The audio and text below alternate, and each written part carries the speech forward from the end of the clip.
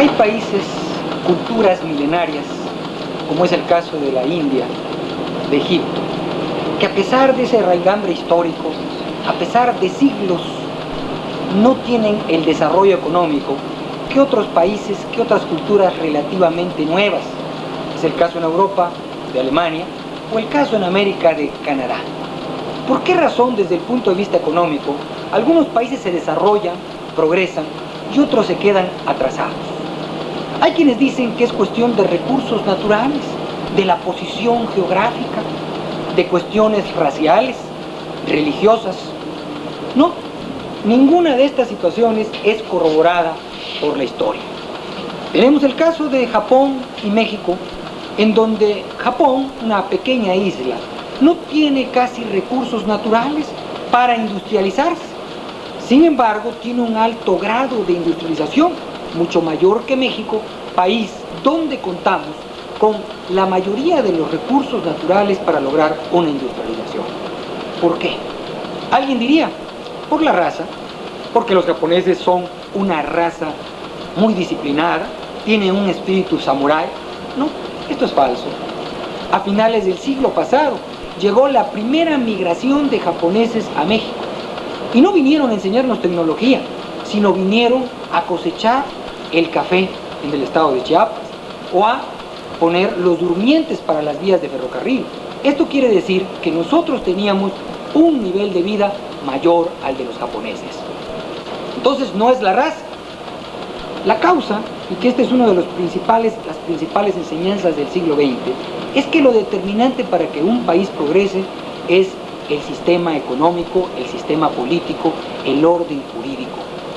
Mientras en un país existan leyes que dificulten, que obstaculicen la producción, la comercialización, el país se quedará atrasado, independientemente que sea de raza blanca, raza amarilla o raza negra.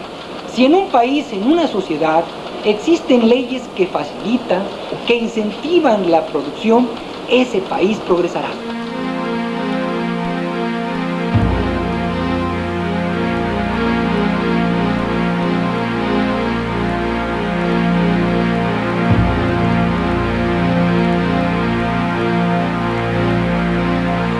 Al terminar la Segunda Guerra Mundial, Alemania queda dividida en dos: Alemania Oriental o República Democrática Alemana y Alemania Occidental o República Federal Alemana. Después de 40 años, las dos Alemanias se vuelven a unir, pero nos dejan una enseñanza muy valiosa para la humanidad: que el progreso y el adelanto tecnológico en una sociedad no dependen de la raza, situación geográfica o idiosincrasia, sino del sistema socioeconómico y jurídico que las rija.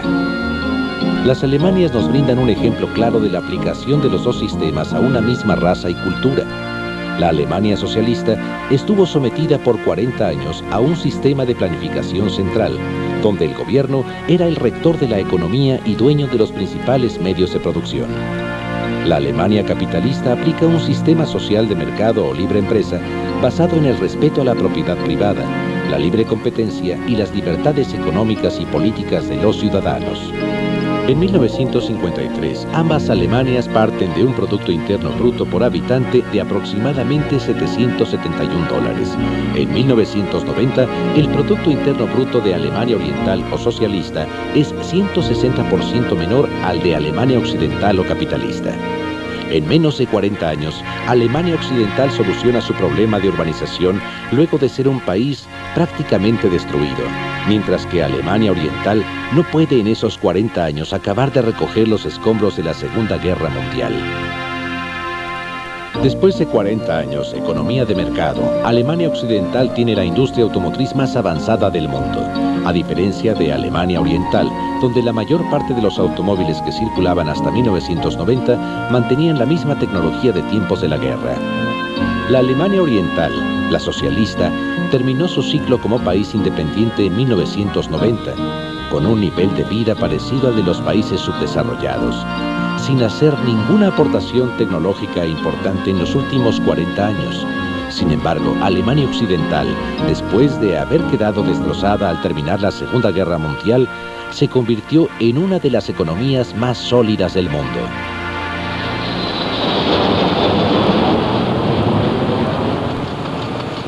de los objetivos de la mayor parte de los gobiernos en el mundo es elevar los niveles de vida de sus habitantes. Los países desarrollados son aquellos que pueden brindar a la mayor parte de sus habitantes altos ingresos, altos salarios a los trabajadores. El lograr esto no es cuestión mágica ni una cuestión fuera del alcance de quien piensa con lógica o sentido común. Hay un proceso. La productividad es la que marca la diferencia entre los altos niveles salariales en los llamados países desarrollados y los países subdesarrollados. ¿Cuál es el proceso para lograr la productividad? El proceso para lograr la productividad se inicia con producir más de lo que se consume, obtener un ahorro, y ese ahorro, si hay condiciones sociales favorables, convertirlo en maquinaria o invertir maquinaria, innovar para tener maquinaria mejor y capacitar al personal. Una vez que hay capacitación, hay mejor maquinaria, se aumenta la llamada productividad. ¿Qué quiere decir la productividad? Producir más en el mismo periodo de tiempo. Un trabajador de un país desarrollado produce 10 unidades en una hora contra una unidad que produce en un país subdesarrollado. Quiere decir que tiene 10 veces más productividad, por lo tanto, su salario puede ser 8 o 10 veces mayor. En concreto, mayor productividad, mayores niveles de vida. Y mayores niveles de vida significa desarrollo. La cantidad de herramientas, la cantidad de tecnología y el nivel de capacitación por cada obrero, por cada trabajador empleado, es el secreto del desarrollo y es el secreto de mejores niveles de vida para la mayoría.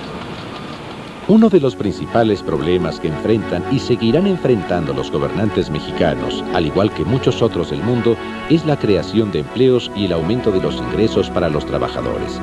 Para lograr esas metas hay dos caminos: el demagógico, populista, que tiene como verdadero objetivo ganar votos o poder político, y el camino correcto, que aunque más tardado, es el único que da resultados: incrementar la inversión productiva. El falso camino para crear empleos y aumentar los niveles de vida parte del supuesto de que a través de leyes laborales, la lucha de clases y las conquistas sindicales se pueden garantizar plazas o empleos y una mejor remuneración salarial. La verdadera vía para lograr mayor empleo parte de un incremento de los recursos destinados al ahorro y a la inversión en maquinaria y capacitación, y en la libertad del empresario para decidir cuántos trabajadores contratar, cómo utilizar sus máquinas y a qué precio vender. En cuanto a la formación de capital físico, es decir, mejor maquinaria, los principales enemigos son los altos impuestos y la inflación. En los países con mayores impuestos hay menos excedentes destinados a reinvertir en mejores máquinas. Lo mismo sucede en los países con altos índices de inflación.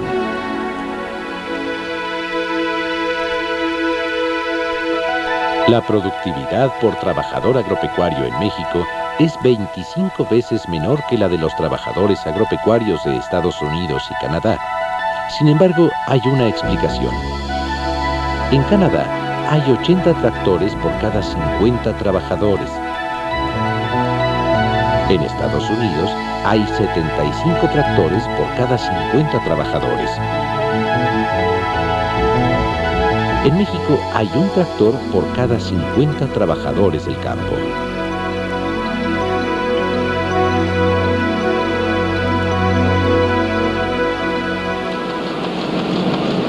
En 1991, la Fundación Nobel otorgó el Premio Nobel de Economía a un abogado, es decir, un especialista en leyes y no en economía, recibió el Premio Nobel de Economía.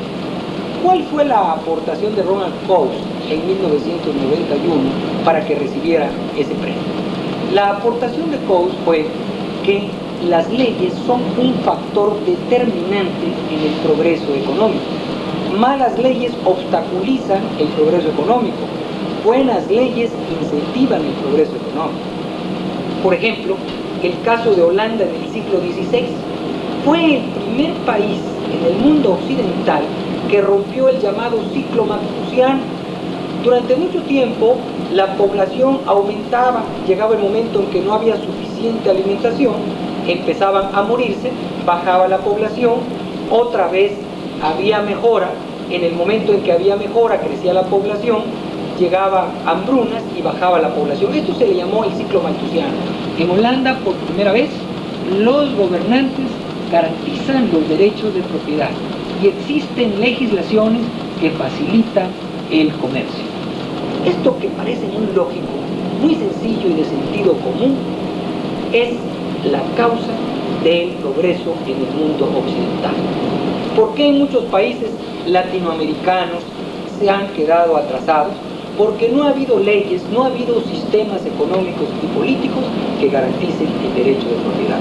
En la medida en que exista la certidumbre legal, jurídica, de que nuestras propiedades van a ser respetadas, de que lo que produzcamos va a ser respetado, no va a ser expropiado, de que tengamos un lucro, un beneficio, y de que las leyes nos faciliten trasladar esa propiedad, dividirla y obtener lucros, habrá progreso económico.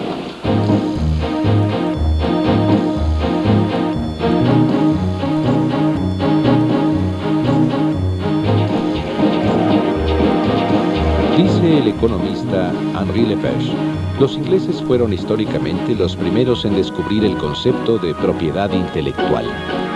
Si Inglaterra se convirtió en la patria de la revolución industrial, no fue porque los ingleses estuvieran más dotados por la naturaleza o fueran más emprendedores que sus homólogos del continente, sino porque a partir del siglo XVII, Inglaterra fue el primer país de Europa en el que los conceptos jurídicos y los usos judiciales habían recibido una mayor influencia de las nuevas concepciones del derecho y de la propiedad. La historia contemporánea nos demuestra que aquellos países donde se han protegido la propiedad, las patentes y marcas progresaron, y donde se han plagiado las invenciones, a pesar de ello, no avanzaron, como es el caso de la Unión Soviética, país donde en los últimos 70 años no se respetaron estos renglones.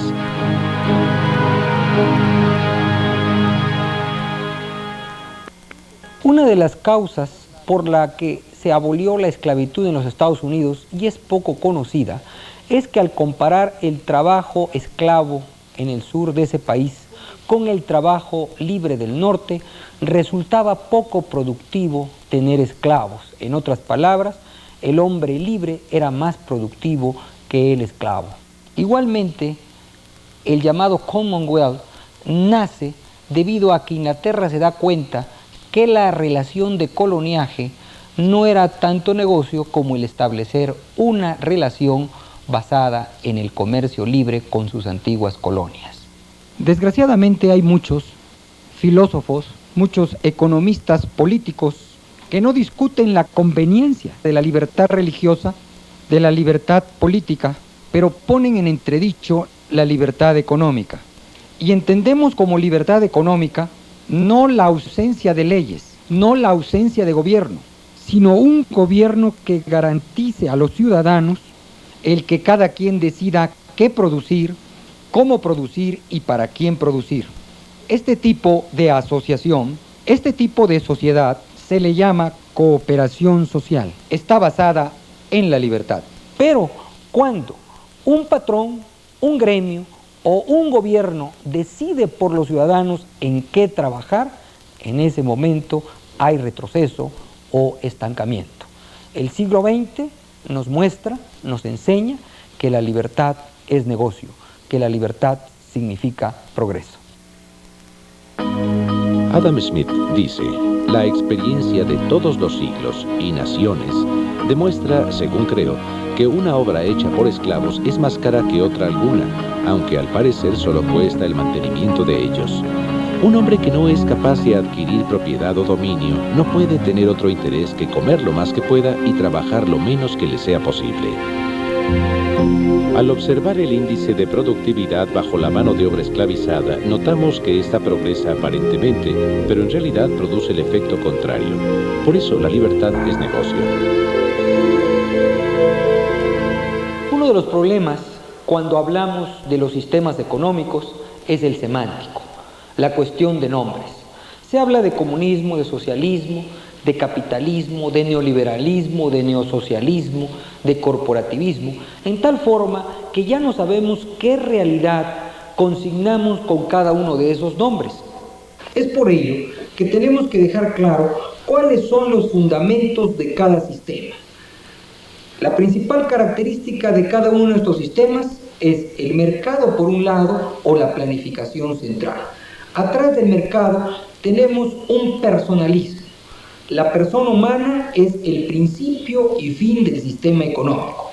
En el sistema centralmente planificado hay un transpersonalismo donde el Estado tiene metas más allá de la persona humana. Otra característica es que en el sistema de mercado lo fundamental es la propiedad privada de la maquinaria de los comercios. En el sistema centralmente planificado se parte de la propiedad estatal o control de los gobernantes de los principales medios de producción. En el sistema de mercado se parte de que los precios se forman en el mercado a través de la oferta y de la demanda, reflejan la utilidad y la escasez de los productos. En el sistema centralmente planificado, el gobierno es el que le fija un precio a los bienes y servicios. Otra de las características del sistema de mercado es el lucro o ganancia como motor de la producción. En los sistemas centralmente planificados es el Estado quien a través de la coacción o de una supuesta solidaridad obliga a los miembros de la sociedad a producir una u otra cosa. La competencia también es característica del sistema de mercado, mientras que en el sistema centralmente planificado tenemos la formación de monopolios estatales. Un sistema de mercado tiende hacia la democracia y la democracia se tiene que complementar con un sistema de libre empresa o libertades económicas. Al contrario, en un sistema centralmente planificado nos vamos casi siempre a la dictadura. Precisamente Friedrich Hayek, Premio Nobel en Economía en 1974, se ganó esa mención, ese honor, por su libro llamado Camino de Servidumbre, en donde demuestra que los sistemas centralmente planificados, los sistemas en donde el Estado decide la actividad económica, terminan en la dictadura.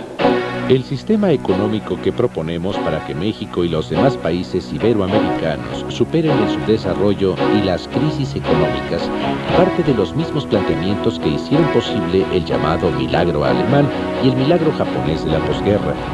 A este orden económico se le denomina sistema de mercado, social de mercado o de libre empresa.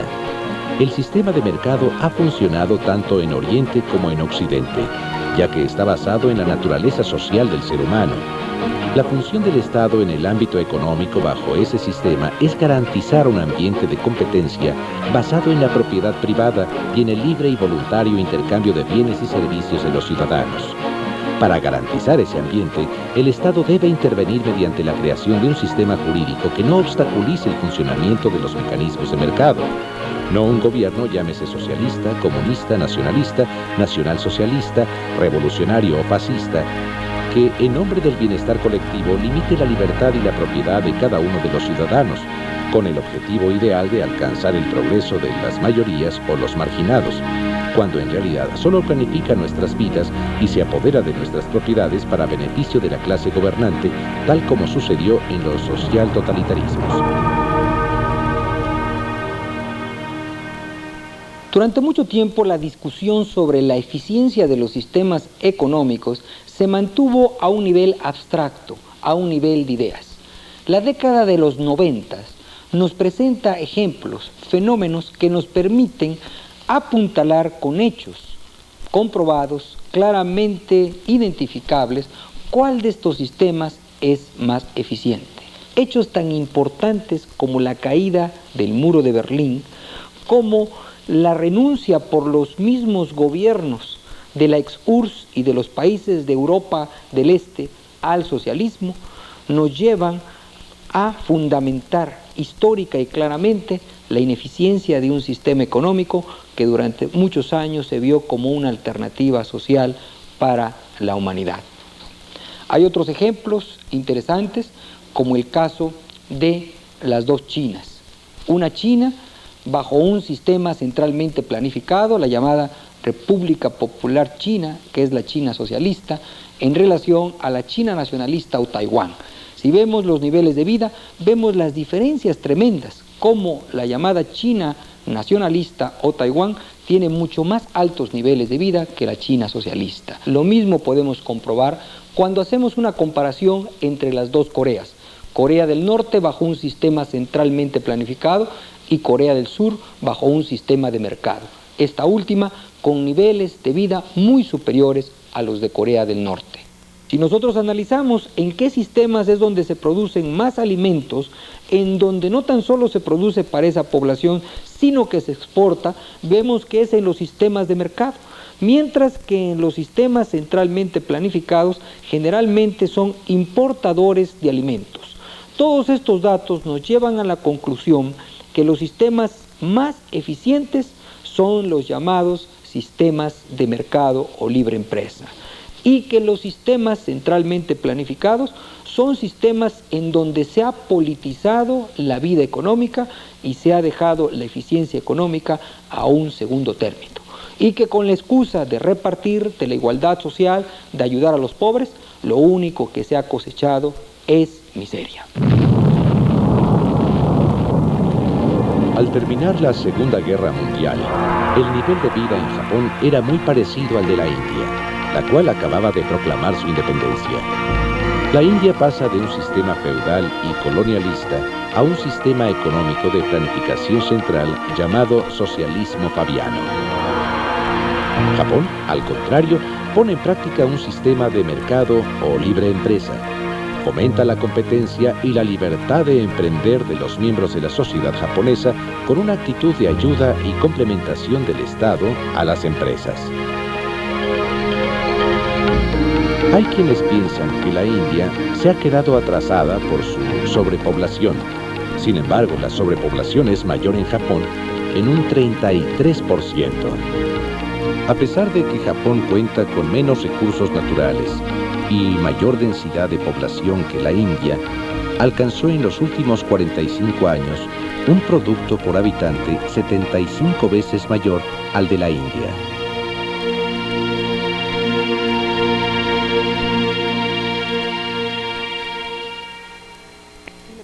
Si le preguntamos a un izquierdista sobre qué sistema se ha implementado en los diversos países de América Latina, nos dirá que sistemas capitalistas. Al contrario, si le preguntamos a un derechista, nos dirá que los sistemas que se han implementado en América Latina son socialismos. Pero al analizar la realidad económica de nuestros países, vemos que ni son países con economías parecidas a las de Alemania Occidental, Japón, ni tampoco a los de la ex-URSS. Lo que tenemos en México es un sistema parecido al que implantó Luis XIV en el siglo XVII en Francia con su famoso ministro Colbert. Este sistema se caracterizó por una rectoría del Estado, porque había una gran cantidad de empresas reales, ahora se les llama empresas estatales, por proteccionismo y por la repartición del mercado entre los amigos. Y vemos que en los diversos países latinoamericanos, con diversas variantes, este sistema neomercantilista es el que ha imperado. Los empresarios, en lugar de hacer riqueza a través del mercado, lo hacen a través de amigos en el gobierno. Los sindicatos se han convertido en monopolios de mano de obra que chantajean tanto a los trabajadores como a los empresarios. Hay una repartición del mercado como si fuera un botín. Este sistema, basado en el proteccionismo, en el reglamentismo, en el estatismo, ha traído como consecuencia la mediocridad y la ineficiencia.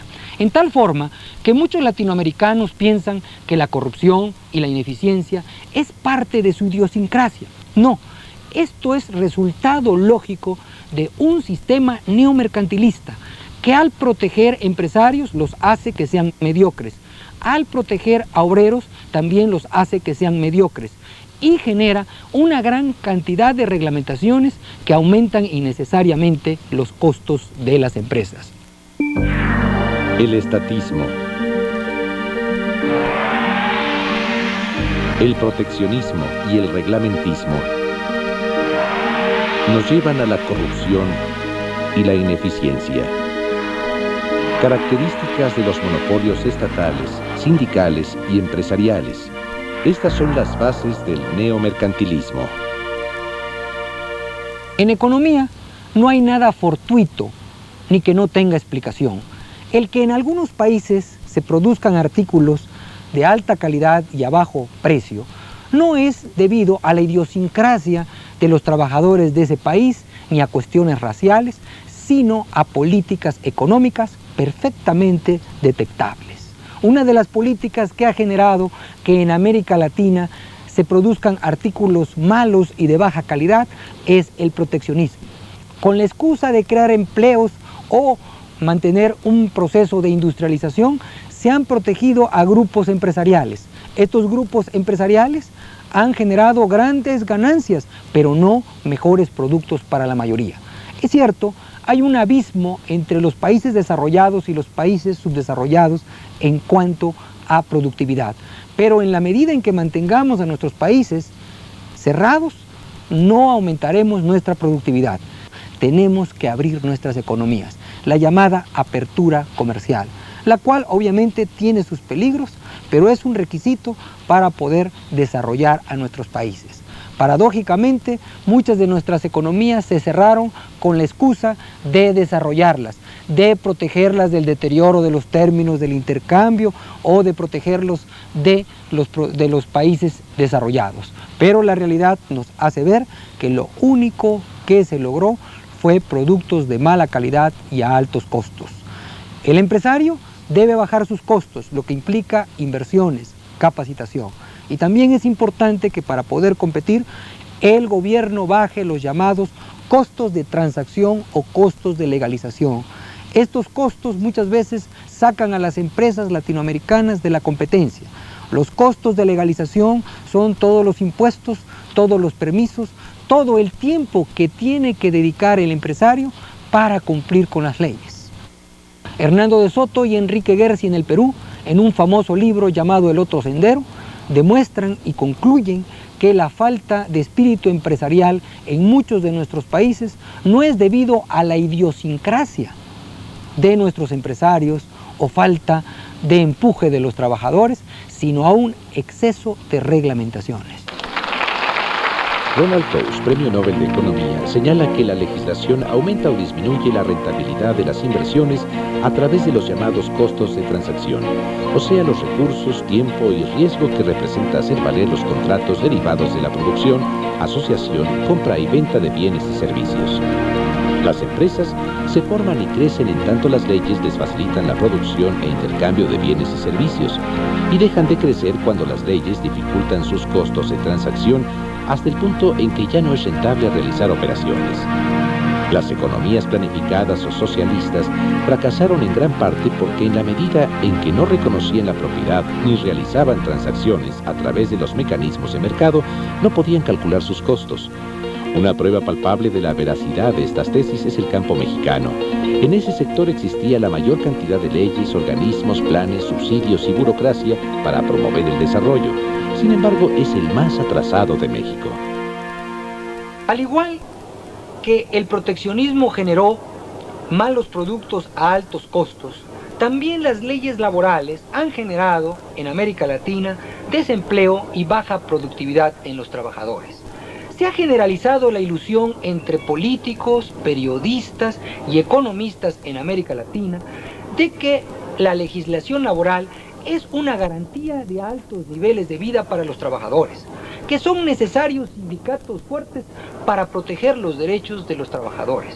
Por ejemplo, los sindicatos a lo largo de América Latina han tenido un papel político más que económico, y las leyes han evitado que exista una mayor productividad y exista una mayor identificación entre un esfuerzo y capacitación y mejores salarios para quien realiza ese esfuerzo.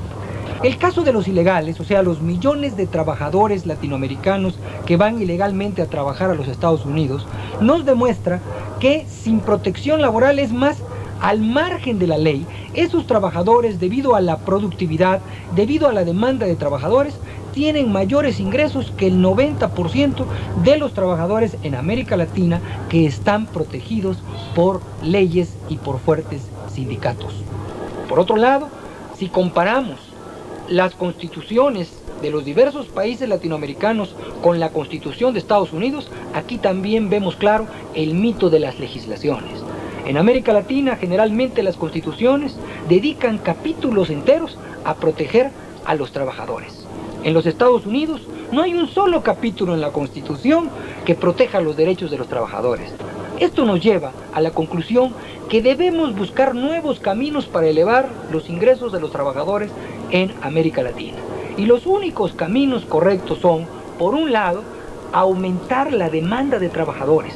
Esto implica, paradójicamente, flexibilizar las leyes laborales, que haya mayor facilidad para contratar y, aunque parezca cruel, también para despedir. En esa forma, miles de pequeños y medianos empresarios que se mantienen a un nivel familiar, que no quieren contratar a personas fuera de la familia, empezarán a contratar trabajadores y a capacitar a jóvenes.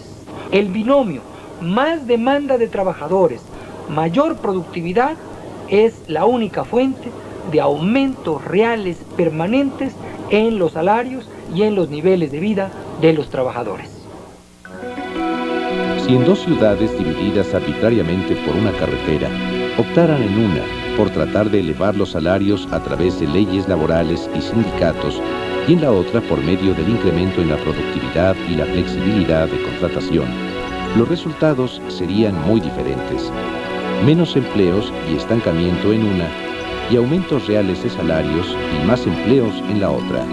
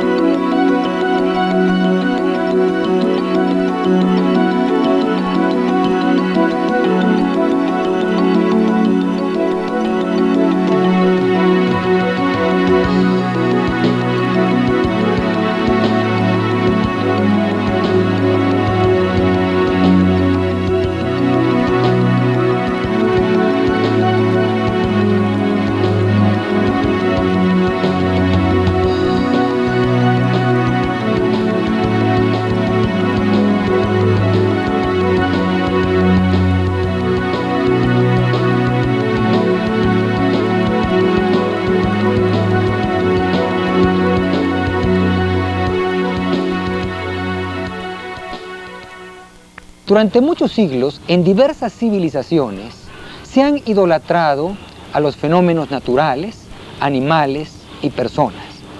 En el siglo XX, la característica ha sido la idolatría del Estado. A este fenómeno, el antropólogo social Ernst Cassirer le llama el mito del Estado, y consiste fundamentalmente en atribuirle poderes mágicos al Estado. Se piensa que el Estado puede resolver el problema de la alimentación para todos, del desempleo, vivienda, hospitales. En otras palabras, se piensa que el Estado puede hacer milagros, que puede multiplicar los panes todos los días. Desde luego que con este mito hay quienes se benefician y quienes se perjudican. Durante muchos siglos, quienes se beneficiaron de los mitos fueron los brujos.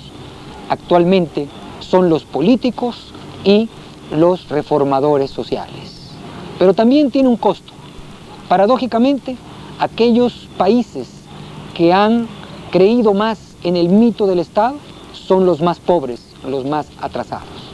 El mito del Estado va acompañado de otros mitos. Por ejemplo, el mito de la gratuidad. Se le hace creer a los pueblos que se les da educación gratuita, alimentos gratuitos. Esto es falso. El Estado no da nada gratis. Todo lo que nos da, nos los quita previamente. Otro de los mitos que también se ha generalizado en los países más pobres, y que por eso están pobres, es que el Estado garantiza la soberanía y el nacionalismo, convirtiéndose en propietario de los recursos económicos más importantes.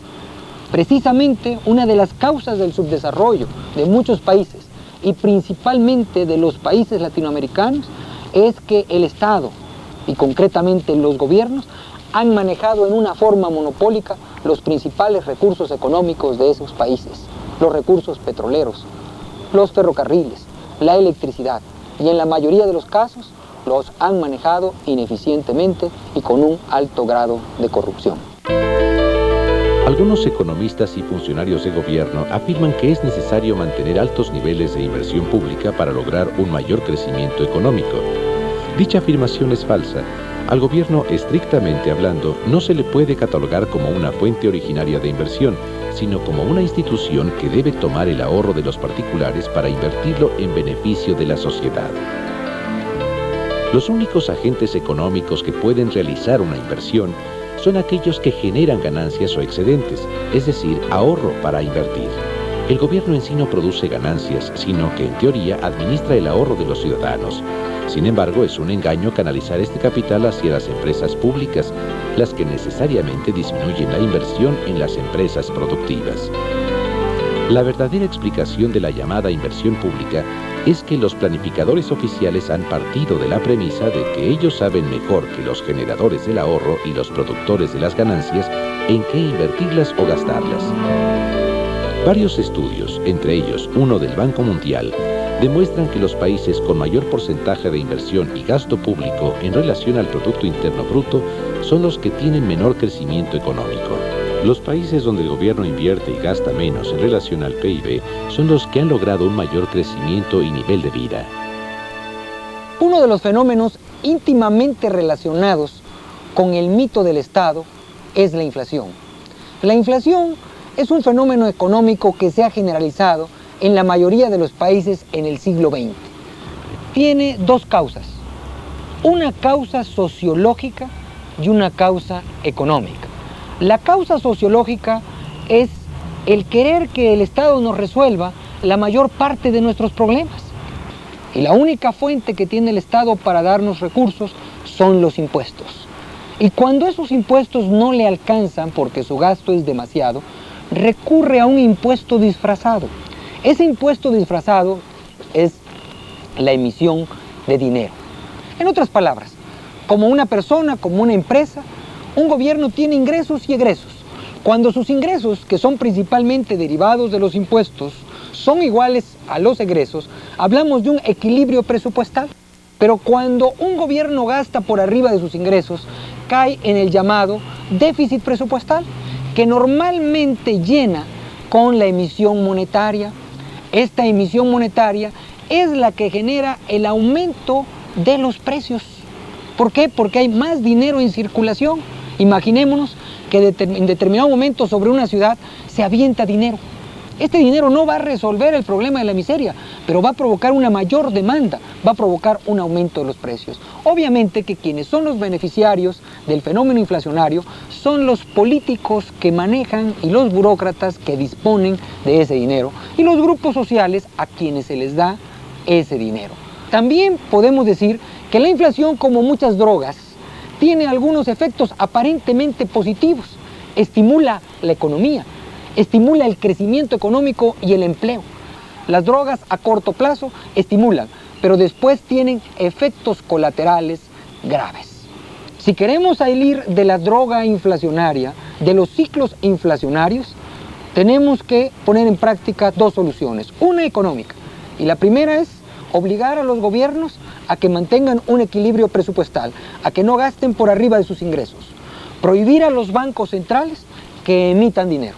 Y quizá la solución más importante es que los ciudadanos de los países latinoamericanos se den cuenta que no deben esperar la solución de sus problemas de los gobiernos, porque o significa más impuestos o inflación. La inflación es una política perfectamente identificable y la mayoría de las veces es puesta en práctica conscientemente por algún funcionario público o por enemigos de un país. Durante la Segunda Guerra Mundial, el Estado Mayor de Hitler concibió un plan denominado Operación Bernhardt, que consistía en falsificar grandes cantidades de billetes ingleses para lanzarlos por avión sobre Londres y de esta manera provocar un completo caos en la economía de ese país. La inflación se utiliza en casi todos los países del mundo y en especial en Latinoamérica, pero no por enemigos, sino por los mismos gobernantes, quienes a través de las emisiones de dinero han generado un caos social que en otros tiempos solo hubiera sido concebible que lo iniciaran los enemigos, los cuales obviamente hubieran sido acusados de traición a la patria y fusilados. Llama la atención que fue un país iberoamericano el que observó la inflación más baja del mundo, a pesar de sus grandes problemas sociales. En Panamá no hay banco central y los gobiernos panameños no pueden emitir dinero para financiar sus gastos. Esta es la balanza de la inflación. En un brazo tenemos la mercancía existente en el mercado. En el otro lado está el dinero circulante.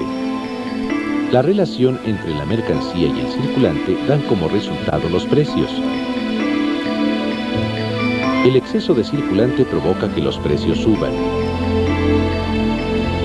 La balanza nos enseña que para lograr una estabilidad de precios es necesario equilibrar el circulante y la mercancía. ¿Cuál debe ser la función del Estado para promover un mayor bienestar entre los habitantes de un país? Hay diversas posiciones. Hay quienes dicen que no debe haber Estado. Estos son los anarquistas. Otros afirman que el Estado debe regir toda la vida del ser humano.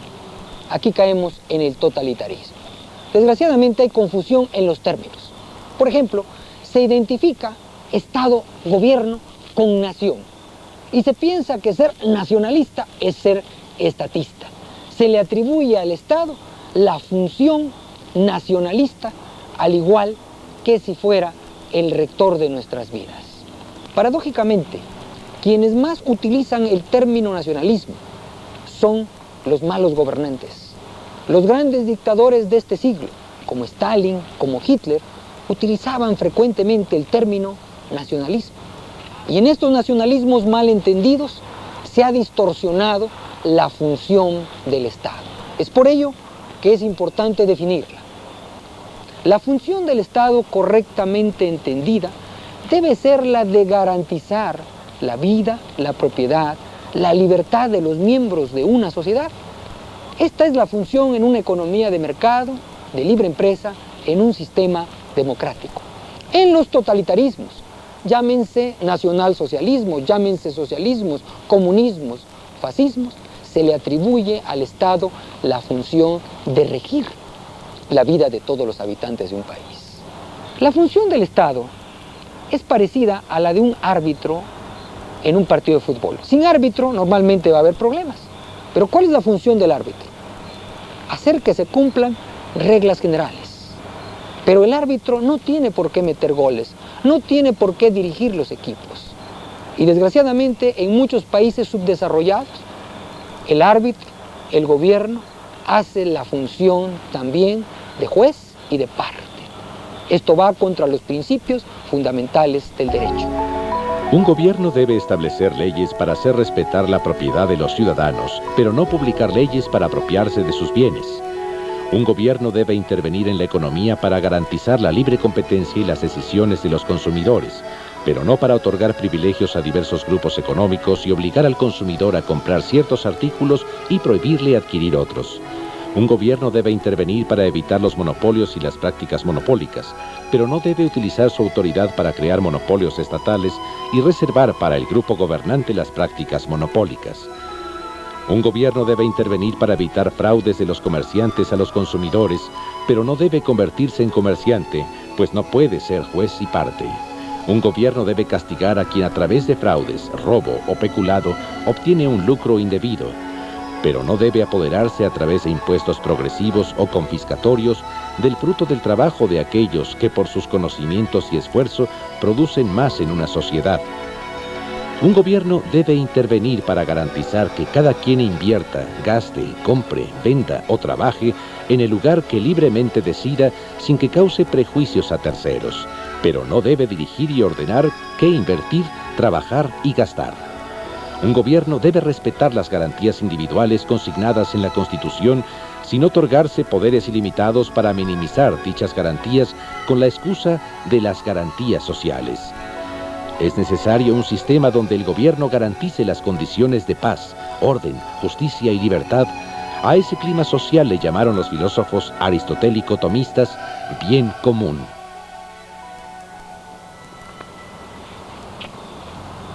Las ciencias físicas, biológicas, han brindado conocimiento que han permitido avances inimaginables en otras épocas. Pero parece que la ciencia económica no nos ha dado los conocimientos suficientes para superar la miseria.